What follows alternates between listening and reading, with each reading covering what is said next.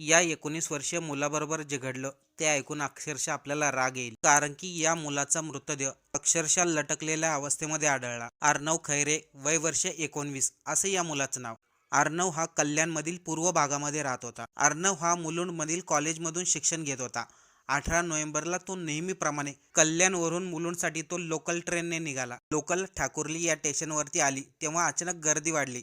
त्यामुळे अर्णव लोकलमध्ये समोर उभा असलेल्या व्यक्तीला म्हणाला, भैया थोडा आगे हो जाओ. पण त्याच वेळेस एका प्रवाशाने अर्णवच्या कानाखाली मारली, मराठी बोलता येत नाही का? मराठी बोलायला लाज वाटते का? असं त्या प्रवाशाने म्हटलं. त्या प्रवाशाबरोबर असलेल्या आणखीन 3-4 जणांनी अर्णवला बेदम मारहाण केली. अर्णवने त्यावेळेस सांगितलं देखील, मी मराठीच आहे. तरी देखील त्या प्रवाशांनी अर्णवला मारलं. लोकल ट्रेनमध्ये मारहाण झाली म्हणून अर्णव घाबरला आणि तो ठाणा स्टेशनवरती उतरून पुन्हा कल्याणला घरी आला. लोकल ट्रेनमध्ये जो काही प्रकार घडला त्याबद्दल अर्णवने आईवडिलांना फोन करून सांगितलं.